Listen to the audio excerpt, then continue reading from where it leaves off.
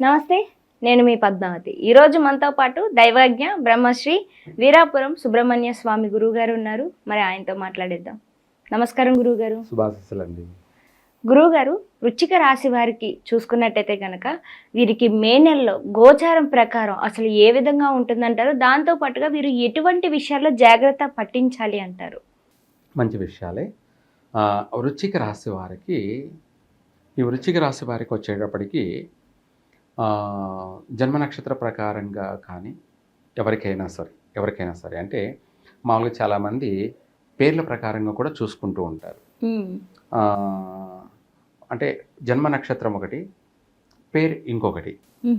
అయితే ఇక్కడ నాకు ఆ పేరు మీదనే చూసుకోవడం, నా పేరు నవీన్ కదా, నా పేరు నాగేశ్వరరావు కదా, నా పేరు నరేంద్ర, ఇలా యమున, యామిని, ఇలాంటి పేర్లనే ఉంటాయి కదా. అయితే నా రాశి ప్రకారంగా బాగుంది, అన్నీ అనుకున్నవన్నీ జరిగిపోతాయి అనుకుంటే పొరపాటే. ఎందుకంటే పేరు మాత్రమే, అది తలరాత కాదు. గురుగారు, నాది ఇక్కడ ఒక డౌట్ ఉందండి, అడగమంటారా? ఇప్పుడు నా పేరు పద్మావతి, నా రాశి చూస్తే కన్యా రాశిలోకి వెళ్తుందంటారు. ఒకవేళ అలా కాకుండా నేను పుట్టిన నక్షత్రం ప్రకారం చూసుకున్నట్టయితే గనక నాది ఉత్తరాభాద్రలోకి వెళ్తుంది. ఉత్తరాభాద్ర 3వ పాదం, మీనరాశి. ఇప్పుడు నేను ఎప్పుడు నా జన్మ నక్షత్రం ప్రకారం నా జీవన శైలి ఉంటుందంటారా? లేకుంటే నన్ను ఎప్పుడు అందరూ పిలిచే పేరు, లైక్ మీరు కావచ్చు, లేకుంటే మన వాళ్ళు కావచ్చు, నా చుట్టూ ఉన్నవారు కావచ్చు, ప్రతినిత్యం నన్ను పద్మావతి అని పేరుతో పిలుస్తారు కాబట్టి నా జీవితంలో ఇది ఎక్కువగా most of the part impact చూపించే అవకాశం ఉంటుందంటారా? 100% లేదు. 100% లేదంటారు. పేరుతో పిలిచినంత మాత్రం జరగదంటారు. అయితే శబ్దధ్వని జరుగుతుంది కదా అనుకో. అవును, సంబంధమే లేదు. ఇవన్నీ కూడా మన క్రియేటివ్, అంటే మనం క్రియేట్ చేసుకునేటివి. ఏది ఆ పేరుని పిలుస్తున్నాం కాబట్టి అదే జరిగే అవకాశం ఉంటుంది అనేవాళ్ళు కొందరు. లేదు, అదే వర్తిస్తుంది, అదే రాసే వర్తిస్తుంది అని చెప్పేవాళ్ళు కొందరు. సరే, ఎవరికి అంటే వాళ్ళకు తోచింది చెప్పడం కాదు. ప్రకృతికి నియమానుసారంగా, అలాగే మన పుట్టినటువంటి తలరాత, బెడ్డొచ్చిన వేళ గొడ్డొచ్చిన వేళ అన్నది ఏంటంటే, మనం పుట్టినటువంటి సమయమే మన జీవితము, మన తలరాత, మన ఏ టు జెడ్ విధి విధానము, ఆది అంతం, అంటే జననం మరణం రెండు కూడా. అయితే ఇవన్నీ కూడా మనం పుట్టినటువంటి సమయాన్ని బట్టి మన తలరాత మొత్తం కూడాను ఫ్యూచర్లో మనిషి పుట్టినప్పటి నుంచి మనిషి ఏ రోజు వరకు ఏమేమి జరుగుతుంది, ఏ రోజు వరకు ఎప్పుడు చనిపోతాడనే దాన్ని కూడా మనం ముందే కూడా చెప్పేయచ్చు, రాసి చేయొచ్చు. కానీ అంత వరకు పోకూడదు అనేది, ఎందుకంటే వాళ్ళకి ముందు నుంచే భయం పట్టుకుంటుందని చెప్పకపోవడాలు జరుగుతూ ఉంటాయి. ఎప్పుడో జరగబోయే దాని గురించి మనం ఇప్పుడే చెప్పేసామనుకో, ఇప్పటి నుంచే భయపడుతూ బాధపడుతూ మనిషి డిప్రెషన్లోకి వెళ్ళే అవకాశం ఉంది. అందుకని చెప్పకపోవడం ఉంటుంది. అయితే ఇవన్నీ పక్కన పెడితే, మీరు ఇందాక అన్నట్టుగా పేరు ప్రకారం చూసుకోవాలన్నా, లేదంటే జన్మ నక్షత్ర ప్రకారంగా చూసుకోవాలంటే అసలు పేరే పెట్టకూడదు. అంటే ఇందాక పద్మావతి అన్నావు కదా, ఆ పేరే పెట్టకూడదు. నువ్వు ఉత్తరాభాద్ర నక్షత్రంలో పుట్టావు కాబట్టి అక్కడ నీకు పెట్టవలసిన పేరేంటి అంటే, వంకర్ షా ఉంటుంది కాబట్టి, మెలికి షా ఉంటుంది కాబట్టి శశి, శశికళ, శశిప్రియ, ఇలా పేరు పెట్టుకోవాలి. అది జన్మనామం అవుతుంది. అది జన్మనామం. లేదు మీద దుర్గా, లేదు ఝాన్సీ రాణి, ఇలా జన్మనామం, అదే పేరు పెట్టుకోవాలి. నువ్వు ఆ పేరు మీదనే చూసుకోవాలి. అప్పుడు నువ్వు పుట్టిన నక్షత్రం అనేది అదే, నువ్వు పేరు పెట్టుకున్నది కూడా అదే కాబట్టి అప్పుడు ఆ రాశి చూసుకుంటావు. కాబట్టి అప్పుడు ఆ రాశి ప్రకారంగా చెప్పాం కాబట్టి ఆ రాశి నువ్వు చూసుకోవడం వల్ల అది కరెక్ట్గా నీకు మ్యాచ్ అవుతుంది. అప్పుడు స్వామి చెప్పింది కరెక్ట్గానే ఉంది, ఆయన చెప్పినట్టు నాకు జరుగుతూ ఉంది అని నువ్వు నమ్ముతావు. అలా కాకుండా నీ జన్మ నక్షత్రం ప్రకారంగా ఉత్తరాభాద్ర మీనరాశి అయిపోయింది, నీ పేరు వచ్చేసి పద్మ అని పెట్టారు, కన్యా రాశి, నువ్వు కన్యా రాశి చూసుకుంటూ ఉన్నావు అనమాట. కన్యా రాశి గురించి చెప్పడం వల్ల అది 100% దానికి మ్యాచింగ్ కాదు. సంబంధమే లేదు. ఇదేమిటి, ఈయన చెప్పేదంతా నాకు రివర్స్లో ఉంది అంటే నాకు జరిగేది ఒకటి, నాకు జరిగేది ఒకటి, ఈయన చెప్పింది ఏది జరగలేదే, అప్పుడు ఈయన చెప్పేది కరెక్ట్ కాదు, లేదంటే ఈ రాసులే కరెక్ట్ కాదు, లేదు ఈ జాతకాలే కరెక్ట్ కాదు. 100% నిజమే అది.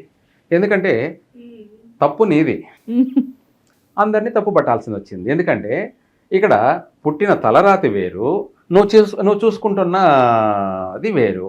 అప్పుడు ఆ చెప్పింది మ్యాచ్ కాదు కాబట్టి అప్పుడు 100% నువ్వు ఇవన్నీ పేక్ అనేయచ్చు.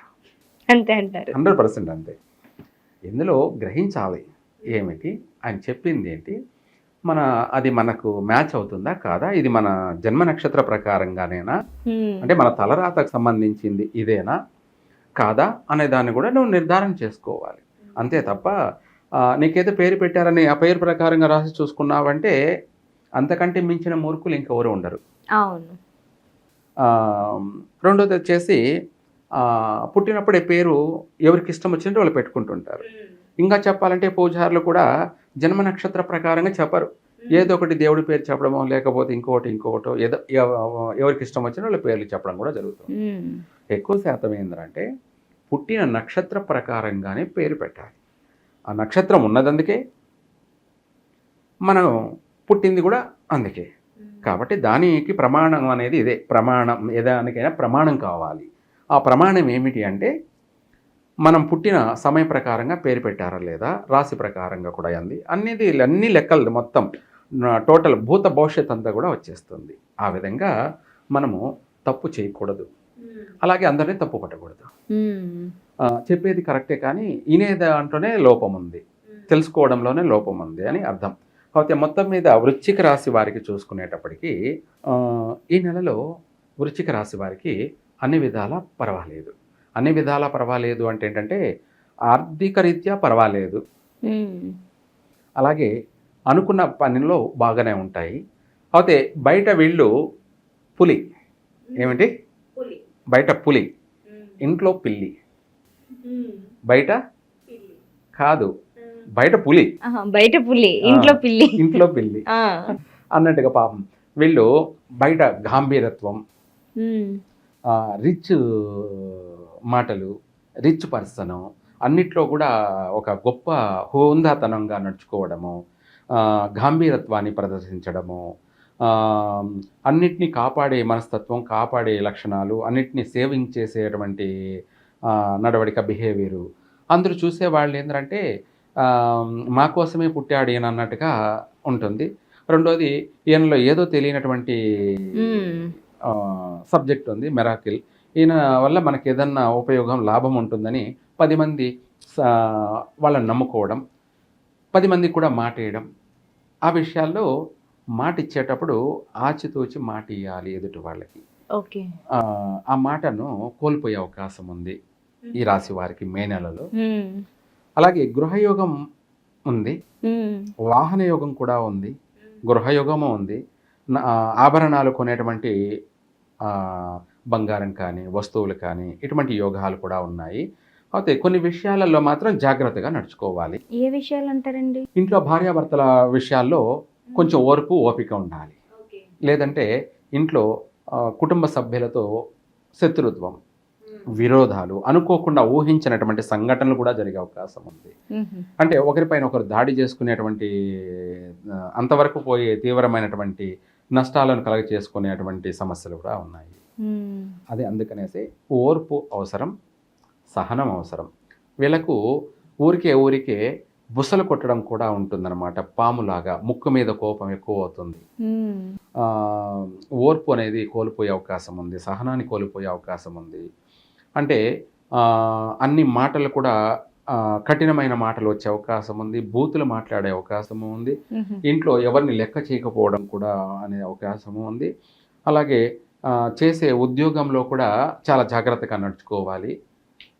కాస్త ఈ మాసంలో మే నెలలో వీలైనంత వరకు ఎక్కువగా మౌనాన్ని పాటించడం మంచిది వృశ్చిక రాశి వారికి. ఒక మాటలో చెప్పాలంటే స్త్రీలైనా సరే పురుషులైనా సరే మితంగా మాట్లాడడం, ఎదుటి వాళ్ళని పొగడడం,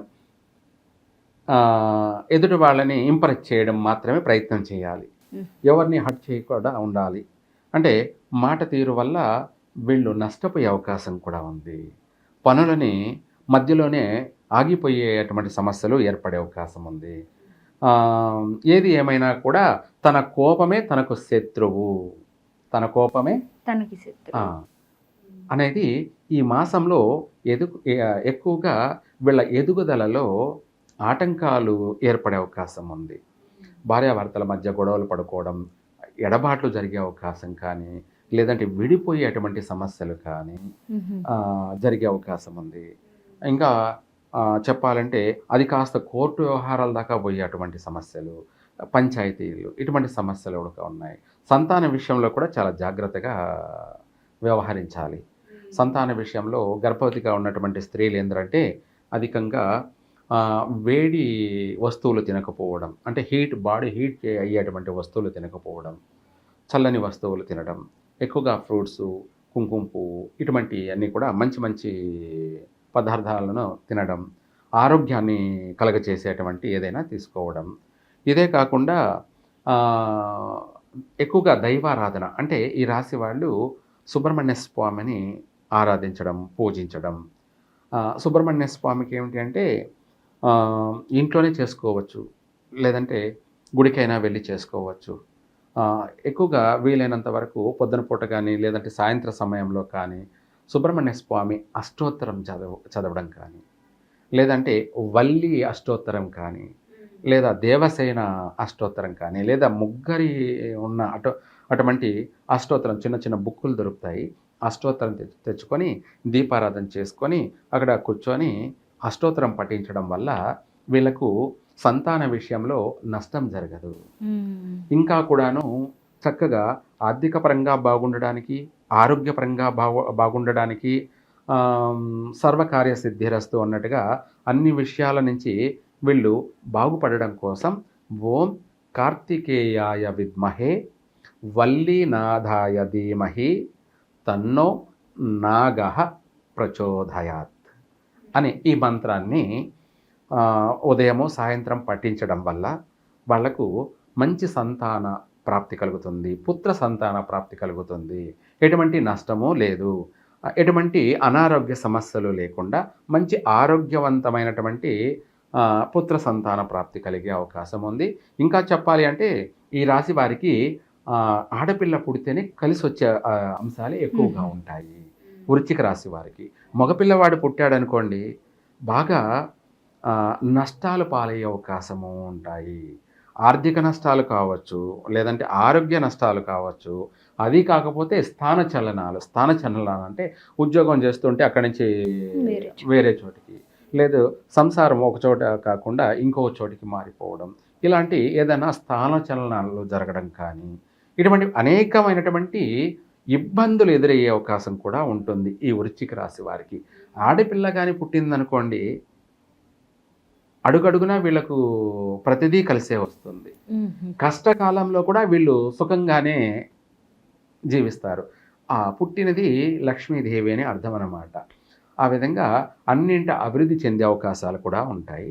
ఆరోగ్య విషయంలో కూడా వీళ్ళు జాగ్రత్త తీసుకోవాలి. కడుపుకు సంబంధించి అపెండిక్షన్స్ ఆపరేషన్లు జరిగేటువంటి సమస్యలు కానీ, పేగులకు సంబంధించి దిగజారిపోవడం, పేగులకు సంబంధించినటువంటి ఇన్ఫెక్షన్లు కానీ, కడుపుకు సంబంధించి పొట్టకు సంబంధించినటువంటి ఆపరేషన్లు జరిగే అవకాశాలు కానీ, ఇటువంటి అధికంగా ఇబ్బందులు ఎదురయ్యే అవకాశం ఉంది. కాబట్టి అందుకనేసి ఈ మంత్ర జపం చేసుకోవడం కానీ, అష్టోత్తరం పఠించడం కానీ వీళ్ళకు ఆరోగ్యంగానూ బాగుంటారు, ఆర్థికంగా కూడా బాగుంటారు, మంచి సంతాన ప్రాప్తి కలుగుతుంది.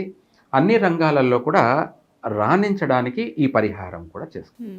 చాలా చక్కగా వివరించారు గురువుగారు. అసలు వృశ్చిక రాశి వారికి ఏ విధంగా ఉంటుందో పాటుగా ప్రతిదీ డీటెయిల్డ్గా ఏ దానికి ఎటువంటి మంత్రం, ఎటువంటి పూజా విధానం చేసుకోవడం ద్వారా దాని నుంచి బయటపడొచ్చు అనేది చాలా చక్కగా వివరించారు ప్రతిదీ కూడాను. ధన్యవాదాలు గురువుగారు. సర్వే జనా సుఖినో భవంతు.